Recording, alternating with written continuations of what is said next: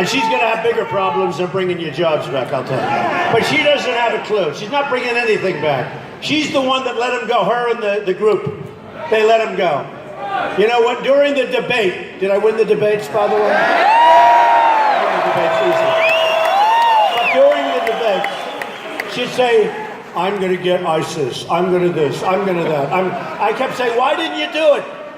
Donald Trump used the tax code to his advantage. So change it. Why didn't you change it? Why didn't you change it?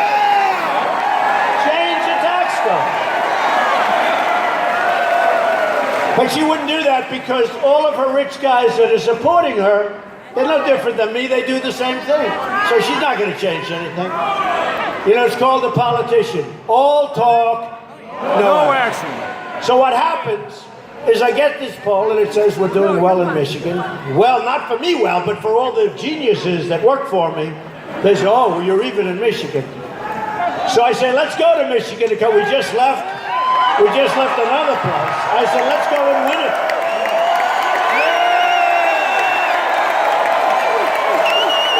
Because I will bring your jobs back. And I will keep companies from leaving Michigan, firing the workers, opening plants in Mexico and other places. And if they do, like in Indiana, you have Carrier Air Conditioning, you have Ford here, you have so many. I could name companies all day long, right? We lost 70,000 factories since essentially now. 70. Who would believe 70,000? But here's the story. If they want to leave your great state, if Carrier, as an example, is going to leave Indianapolis, Indiana, if you're going to lose your car companies, and you're going to lose them, believe me, you're going to lose them. You're losing them as we speak. I'm going to tell them very simply. Here's the story. Enjoy Mexico. A little hot. I like the people. I met with the president 3 months ago. Good guy. But if you think you're going to fire all your workers in Michigan, you're going to open up a car plant in Mexico, nice new factory. Good luck. And then you're going to make cars, and you're going to sell them across what will be a very, very strong, powerful border, believe me.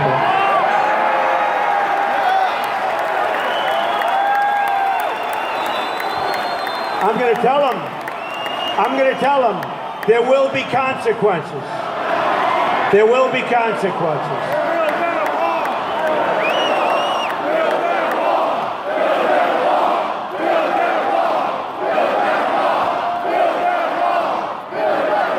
Thank you. By the way, I'm going to talk about the wall a little later, but just to keep you not in suspense, we will build the wall. Mexico will pay for the wall. So I thought I'd come here, and they all say, oh, don't do that. 32 years, 35. I said, I'm going to win Michigan, I'm telling you. I'm the only one that's going to bring their business back. I'm the only one that's going to get rid of all these ridiculous regulations. I'm the only one that's cutting taxes. She's raising taxes. And in all fairness to the companies, they're fleeing because the taxes. We're the highest taxed country in the world. I said, I'm going to win Michigan.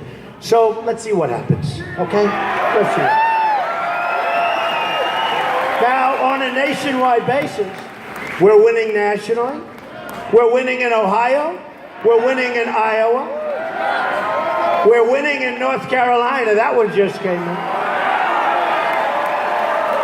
We're winning big in Florida. We're winning by 4 points in Florida.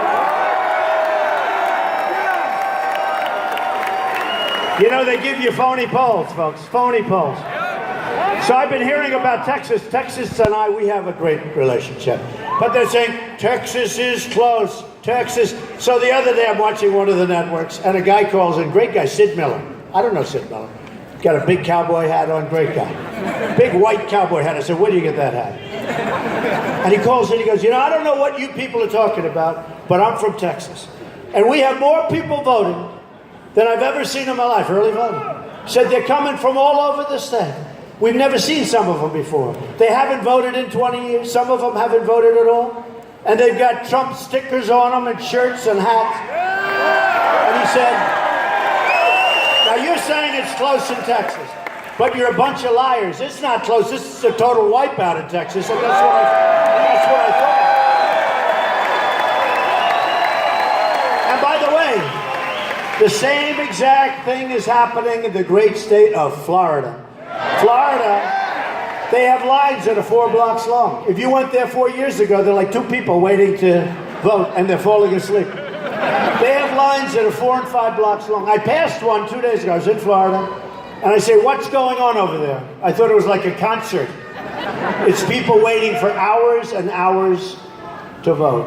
So there's a great thing happening in our country, folks.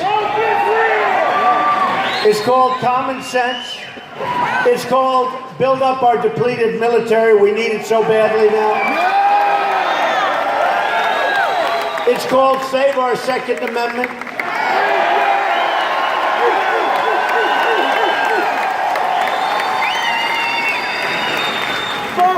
When we close the chapter on the Clintons, we can open a bright new chapter focused on the American people. My contract with the American voter begins with a plan to restore honesty and accountability to government. Have to have it. Thank you. I want the entire corrupt Washington establishment to hear and heed the words that we, not me, we have to say. When we win on November 8th, we are going to Washington, D.C., and we are going to drain The swamp!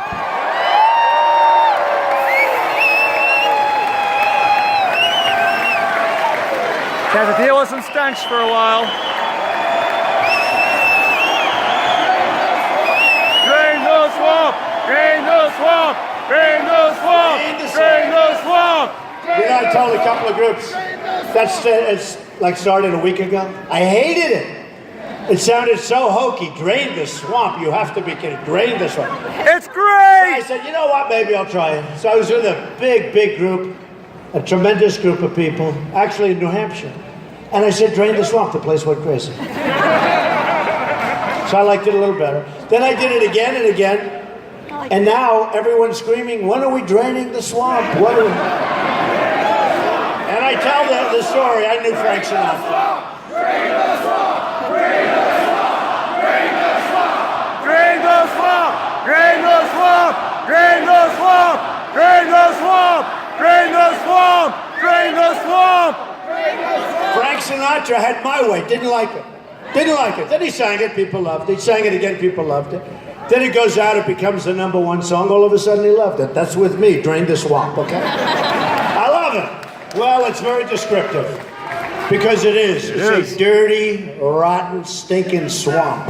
Yes, sir! WikiLeaks, and this you just saw, WikiLeaks also just released an email with Bill Clinton's chief of staff telling John Podesta foreign government donors dash all the money is in.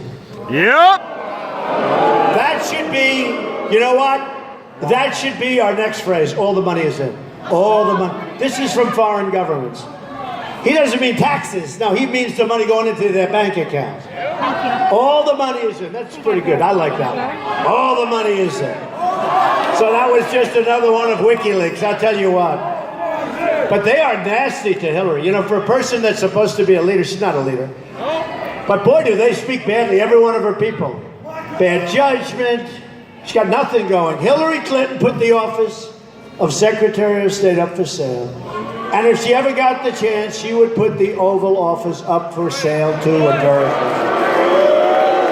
My ethics reform plan includes a pledge to get foreign money out of American politics. Why do you think they're making all these incredible deals in China and Mexico and all these countries? Why do you think? You think because the politicians are that stupid? Some of them are. Yep. But you want to know? They have total control over our politicians. We have to get the money, foreign money, out of our politicians' pockets.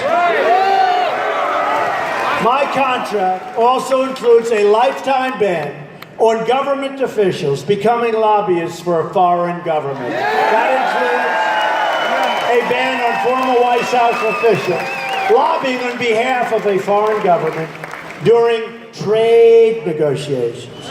You know, when you look at these horrible trade deals, they're not that stupid, I'm telling you. These are just bad deals because the other side, the side they're negotiating with, is taking care of them, folks. You know what? Look, I was on the other side, in case you haven't heard.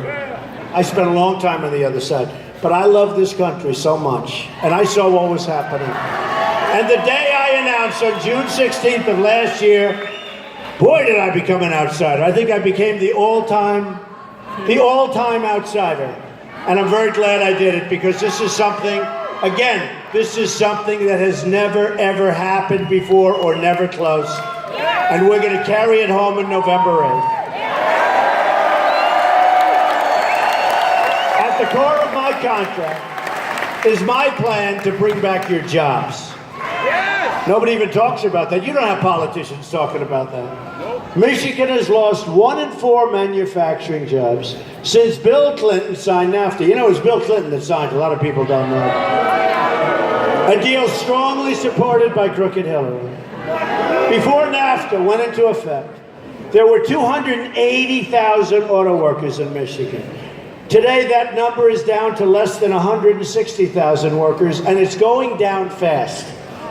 Under NAFTA, we eliminated our tariffs on Mexico, but Mexico raised their VAT on us. It's a VAT tax. A lot of people don't know what that means. It's now around 17%. So when we send products to Mexico, we pay a 17% tax. We don't even know it. In other words, when they signed the original agreement, it was defective. So instead of changing it, they don't change it. It was defective. We're changing it. We're going to probably terminate it and start all over again. You wonder what it is. It's got to be a two-way road, you know, two-way highway, back and forth. Right now, it's a one-way highway right into their pockets. But when they ship products to us, they can send them tax-free. You understand that? It was a defective because we have 2 different tax arrangements. So you have the VAT, and ours is ours. It's approximately 17%. So the agreement was defective when we made the agreement. Everybody knew it, and nobody changed it. And that's why you don't see the stuff coming the other way. So one-way highway, they get the jobs, they get the money, they get the factory. We get the drugs, we get the unemployment, we get the losses. Somehow that's not too good. America is running a nearly $800 billion annual trade deficit. In other words, our great negotiators, we're losing in a trade deficit $800 billion almost a year. We're living through the greatest jobs theft in the history of the world. True. It's the greatest jobs theft. You look at New England, you look at Michigan, you're one of the greats. You look at North Carolina, you look at all of our states. Some are affected incredibly. He just shouted out Ohio. Ohio's lost tremendous numbers of great jobs. You look at what's going on in Cleveland, Ohio, where we had an unbelievable convention, by the way. But you look at what's going on in Cleveland, Ohio, company after company leaving. Our trade deficit with China grew almost 40% during Hillary's tenure as Secretary of State. Her trade deal with South Korea, her baby, killed another 100,000 American jobs. She said, oh, come on.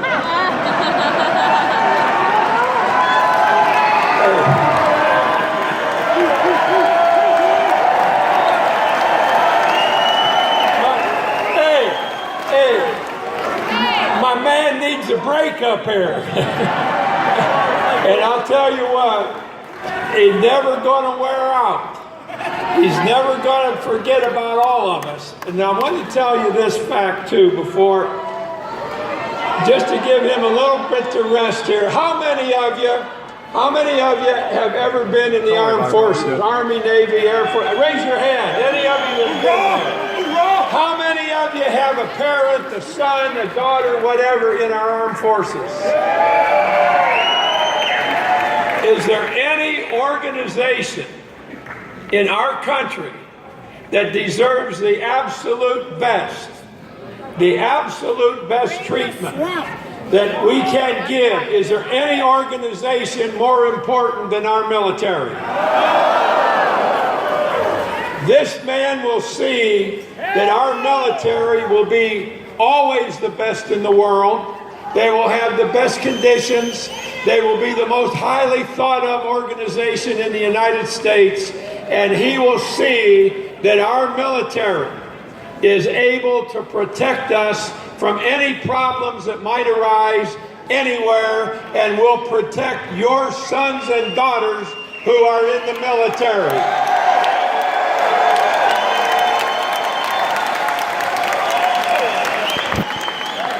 He's a great one. 900 wins. Thank you, Bobby.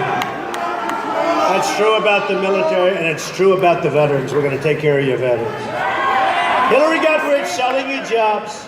The same special interests who pushed the jobs out of America, the people who have given her countless millions of dollars in campaign contributions. You know, in Florida, it's 50 to 1, they say, commercials. 50 to 1, and I'm winning. You know, in the old days, you'd get credit if you spent less money and you won. Today, they're saying, why isn't Trump spending more money? 50 to 1. I'll have over $100 million of my money in this whole campaign, which means I don't have to take it from her. I'll take it. 50 to 1. She raised, I don't know, $1.5 billion, something like that.